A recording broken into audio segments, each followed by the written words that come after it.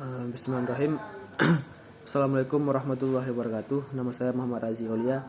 NIM 1801021130, jurusan Hukum Ekonomi Syariah. Di video ini saya akan menjelaskan tentang rangkuman materi filsafat umum untuk mengikuti ujian final filsafat umum. Dimulai dari yang pertama, yaitu tentang pengertian filsafat itu sendiri. Jadi filsafat adalah ilmu pengetahuan yang menyelidiki segala sesuatu yang ada secara mendalam dengan mempergunakan akal sampai pada hakikatnya. Filsafat bukannya mempersoalkan gejala-gejala atau fenomena, akan tetapi mencari hakikat dari fenomena tersebut. Kemudian berikutnya tentang sistematika filsafat. Konsep sistematika filsafat menempuh 3 tahap, yaitu ontologi, kemudian epistemologi, kemudian aksiologi. Ontologi ini suatu pengkajian mengenai teori tentang sesuatu yang ada. Kemudian epistemologi yaitu cabang filsafat yang mempelajari cara memperoleh pengetahuan. Kemudian yang ketiga yaitu aksiologi yang merupakan ilmu pengetahuan yang menyelidiki hakikat nilai. Kemudian berikutnya tentang filsafat dan agama. Jadi filsafat tadi sudah jelaskan. Kemudian agama. Hubungan antara filsafat dengan agama yaitu agama ini kan merupakan cara yang ditempuh manusia untuk menjawab pertanyaan dalam hidupnya. Jadi untuk menjawab pertanyaan dalam hidupnya itu memerlukan suatu filsafat sebagai dasarnya. Ketika filsafat bertemu dengan agama, manusia mampu bertindak lebih baik dalam menghadapi masalah hidup. Kemudian yang keempat tentang filsafat Cina. Yang berikutnya itu tentang filsafat Cina.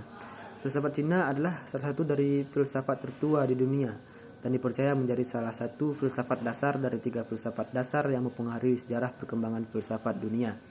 Di samping filsafat India dan filsafat Barat, filsafat Cina sebagaimana filsafat lainnya dipengaruhi oleh kebudayaan yang berkembang dari masa ke masa. Tokohnya seperti Confucius yang mendirikan filsafat Konfusianisme, kemudian Lao Tse yang mendirikan filsafat Taoisme, aliran Yin dan Yang, kemudian Mo Tse yang mendirikan aliran Maoisme, Ming Chia dan Fa Chia. Dan berikutnya tentang filsafat India. Sejarah filsafat India sama halnya dengan Tiongkok dan Yunani, yaitu tumbuh dari perkembangan agama. Perbedaannya dengan di Tiongkok dan Yunani adalah bahwa di India itu filsafat tidak dapat berkembang sendiri, melainkan dari agama, serta menjadi suatu kekuatan rohani yang berdiri sendiri. Filsafat di India senantiasa bersifat religius. Tujuan terakhir filsafat India adalah keselamatan manusia di dalam kehidupan sesudah kehidupan dunia, yaitu kehidupan di dunia akhirat. Kemudian berikutnya tentang filsafat Yunani kuno. Yunani kuno adalah tempat bersejarah di mana sebuah bangsa memiliki peradaban.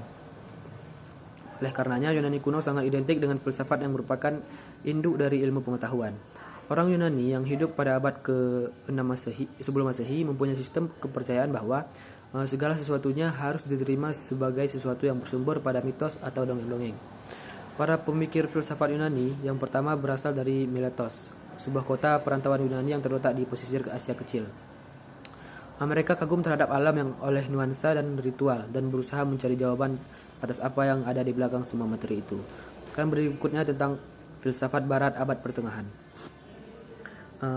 Filsafat abad pertengahan dimulai pada abad ke-5 sampai dengan abad ke-17 dan ada juga beberapa pendapat mengatakan bahwa dimulai dari abad ke-2 sampai dengan abad ke-14. Para sejarawan umumnya itu menyepakati pada tahun 476 Masehi, yakni masa-masa berakhirnya kerajaan Romawi. Kerajaan Romawi Barat ya, yang yakni yang berpusat di kota Roma, dan kemudian munculnya kerajaan Romawi Timur yang kelak berpusat di Konstantinopel sebagai data awal zaman abad pertengahan, dan tahun 1492 sebagai data akhirnya. Adapun ciri pemikiran filsafat pada abad pertengahan adalah yang pertama itu cara berfilsafatnya dipimpin oleh gereja. Kemudian yang kedua berfilsafat dalam lingkungan ajaran Aristoteles. Kemudian yang ketiga berfilsafat dengan pertolongan Augustinus. Kemudian tentang filsafat Islam. Filsafat Islam adalah perkembangan pemikiran umat Islam dalam masalah ketuhanan, kenabian, manusia, dan alam semesta yang disinari ajaran Islam. Filsafat Islam atau dengan Islamic philosophy pada hakikatnya adalah filsafat yang bercorak Islami. Islam menempati posisi sebagai sifat, corak, dan karakter dari filsafat. Tokohnya adalah filsafat Al-Kindi tentang pengetahuan, kemudian filsafat Al-Farasi tentang ketuhanan, emanasi, jiwa metafisika, politik dan logika. Kemudian ada filsafat Ibnu Sina, adalah filsafat metafisika, filsafat jiwa, filsafat kenabian, filsafat tasawuf, hukum sebab musabab, dan lain sebagainya.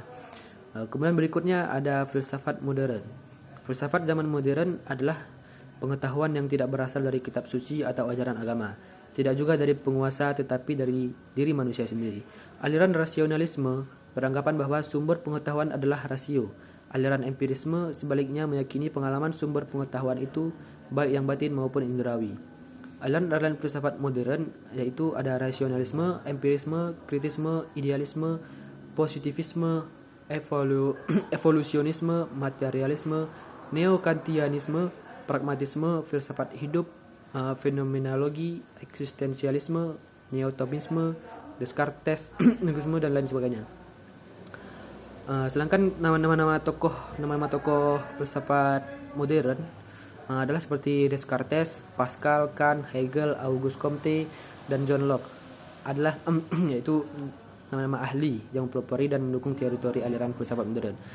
Selain nama-nama tersebut, masih banyak ahli yang turut berpartisipasi mendukung teori yang lahir di zaman filsafat modern.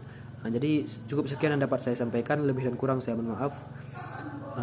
Wassalamualaikum warahmatullahi wabarakatuh.